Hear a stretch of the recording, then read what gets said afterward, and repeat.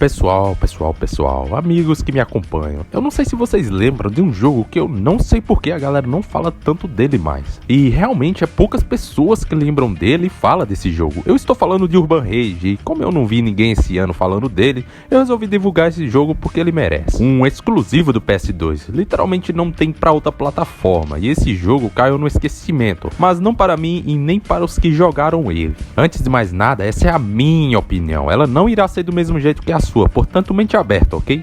Enfim, já que tivemos Fighting Force no PS1, no PS2 tivemos Urban Rage. Então não se esqueça de se inscrever no canal, deixar um like e vamos meter a porrada em uns caras aí. Existem jogos que passam pela história dos videogames sem o devido reconhecimento, mas que, quando revisitados, mostram o quanto estavam à frente de seu tempo. Urban Rage é exatamente um desses casos, um jogo que misturava combate técnico, pancadaria de rua e uma ambientação urbana sombria, tudo embalado por aquela vibe de ação dos anos 2000. Lançado em 2005 pela Namco, o mesmo estúdio responsável por franquias gigantes como Tekken e Soul Calibur, Urban Rage chegou ao PlayStation 2 com uma proposta ousada: reinventar o gênero beater up em 3 dimensões, mantendo o peso, o impacto e a brutalidade dos clássicos das gerações anteriores. Eu lembro que, na época, esse tipo de jogo já não chamava tanta atenção, os beater ups estavam praticamente desaparecidos, substituídos por jogos de ação e combate com foco em armas de fogo, mas Urban Rage apareceu como uma tentativa de resgatar a pancadaria pura, o combate corpo a corpo, cru e direto, e colocar isso no formato mais moderno. Só que, ironicamente, foi justamente essa ousadia que acabou deixando o jogo esquecido, infelizmente. Ele é difícil, é exigente e para muitos parece simples demais, quando comparado aos grandes títulos da época, mas quem realmente mergulhou nele sabe o quanto havia de profundidade escondida ali. E põe difícil nisso, meu parceiro, que aqui não tem qualquer gelada no almoço não. A história é simples, mas funciona dentro do que o jogo propõe. A trama se passa em Green Harbor, uma cidade tomada por gangues, corrupção e violência. Você controla Brad Hall,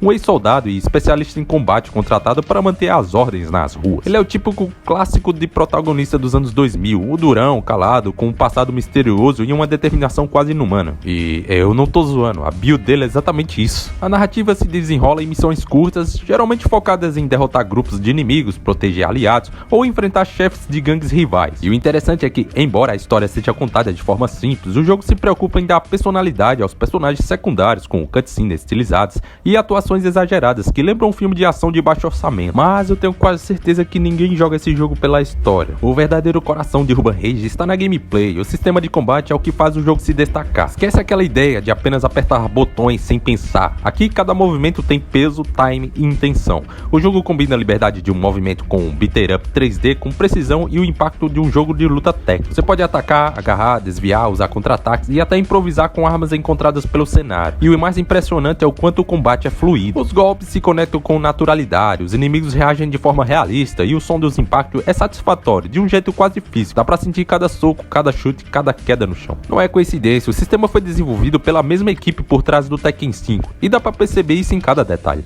do tempo de resposta dos comandos às animações de transição entre os golpes. O Urban Rage é basicamente o que aconteceria se Tekken e Street of Rage tivessem um filho. É rápido, técnico, mais brutal e direto ao ponto. E o jogo não pega leve, a dificuldade é altíssima, o esquema de missão é fácil, são 100 no total, você pode entrar em qualquer uma ou seguir a ordem de cada missão. Tem um texto do lado explicando sobre o que está acontecendo em cada missão, a maioria é tipo, vai ali e desce o cacete naquele cara, mas às vezes você vai apanhar muito, porque tem personagens nesse jogo que usam as habilidades pra valer mesmo, e os inimigos são brutos mesmo, cara, eles não irão abrir a guarda tão fácil assim, isso é muito do cacete. Os inimigos não hesitam em te cercar, usar armas ou quebrar seu ritmo, a IA é agressiva e exige domínio das mecânicas. E tem o famoso bate-corre, que mano, como isso irrita, véio. É o tipo de jogo que te faz melhorar na marra, e quando você aprende a dominar o sistema, o sentimento de recompensa é enorme. Você tem que pensar antes de bater nos inimigos. Depois da missão 31, você pode escolher um parceiro para te ajudar, cada um com seu próprio estilo de combate e personalidade. E daí o bicho pega mesmo, mas você pode alternar entre os personagens, ou você pode ir sozinho também. Boa sorte. Quero falar aqui que o capoeirista luta demais, velho. Eu empaquei nele pra valer, o cara é bom de briga mesmo. E se você jogar com ele, vai ver o quão roubado esse personagem é. O sistema cooperativo funciona de verdade, não é só um enfeite. O jogo te incentiva a pensar em equipe, a combinar ataques e cobrir o parceiro. Dá até pra jogar o modo campanha com um amigo, o que transforma completamente a experiência. Jogar Urban Rage em co-op é uma das formas mais puras de diversão. Além disso, tem uma coisa que irrita bastante, é o lance de que quando você voa por conta de um golpe, dá brecha para os caras combarem você. E você não pode fazer nada, isso irrita pra cacete. cacete. Mesmo que você tente desviar no ar, tem horas que não vai funcionar. Eu destaco aqui as missões 47, 70, 75, 86 e 98. São as mais difíceis do jogo todo. Inclusive, na 86, você não vai derrubar o Golem. O nome do grandaião aí é Golem. Enquanto ele estiver com o efeito de barra ativado, o único jeito é sair correndo dele e esperar ela acabar, porque ele fica invencível aos golpes. E se você levar um stun, ficar tonto, já era. O cara comba sem parar, porque essa luta é uma desvantagem total. Sabe aquele menu de aumento de capacidade do personagem? Pois é, não faz o menor sentido nessa luta. Por quê? A desvantagem é clara. O cara tem um efeito que deixa ele invencível e ainda pra variar, vem só com um machado.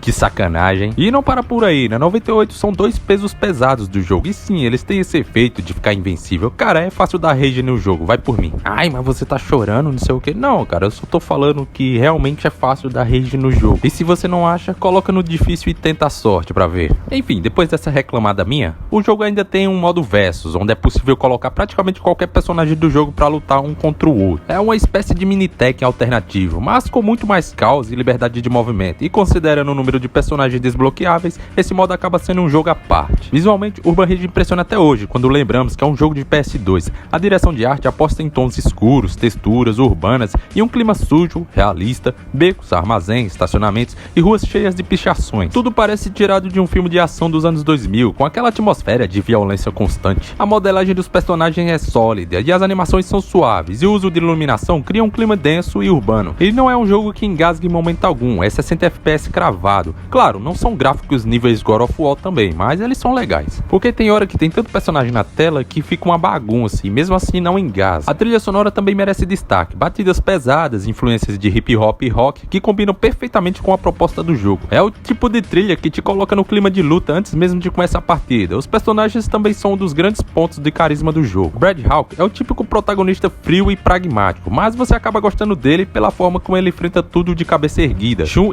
Li, a propósito, a única mulher no jogo, e Downey é outros coadjuvantes, trazem uma boa variedade de estilo e personalidades, tornando cada missão mais dinâmica. E claro, é impossível não mencionar as participações especiais de Paul Phoenix e Marshall Law, diretamente do Tekken. Ver esses personagens clássicos entrando em um beat 'em up foi uma surpresa incrível na época, e um presente para quem curte Tekken. Cada personagem jogável tem seu próprio estilo de luta, artes marciais, wrestling, capoeira, boxe, briga de rua, e o jogo realmente faz diferença entre eles. Não é só estética, o moveset muda, o ritmo de combate muda, e isso dá uma profundidade enorme pro sistema. Essa variedade é o que mantém o jogo interessante mesmo depois de dezenas de missões. Pouca gente sabe, mas o jogo foi originalmente pensado para ter modo online competitivo, algo bem à frente da época pro PS2. A ideia acabou sendo descartada, mas o código básico ficou lá, visível para quem vasculha os arquivos. Ele também foi uma espécie de teste para novas animações de combate que depois seriam refinadas em Tekken. E apesar da qualidade técnica, o jogo não teve uma recepção calorosa. Na época, a crítica achou repetitivo e punitivo demais, e o marketing da Namco foi mínimo, o que fez o título praticamente desaparecer das prateleiras. Mas com o passar dos anos, ele ganhou um status entre os fãs de luta, especialmente por causa do sistema de combate robusto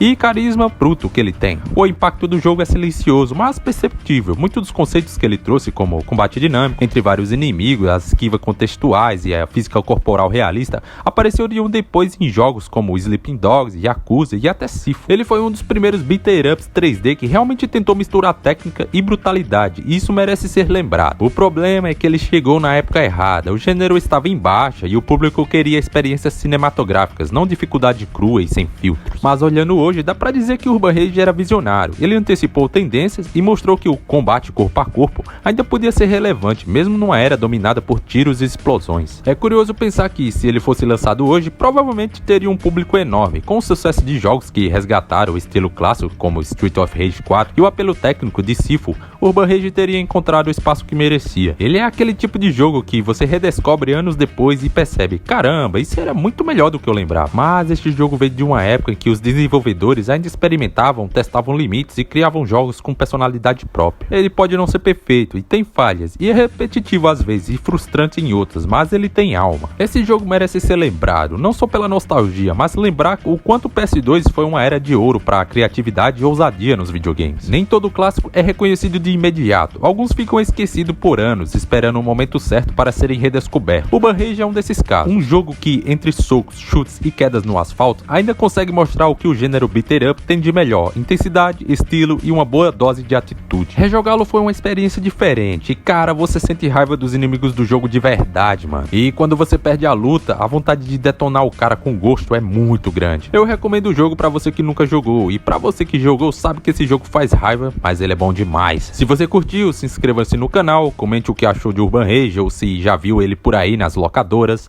Eu sou o Rick, até a próxima. E provavelmente existem outros jogos de PS2 por aí que não foram tão falados, mas que com certeza pode aparecer por aqui, quem sabe, né? Então se inscreve aí, cara. Na moral, vai perder essas novidades? Qual é?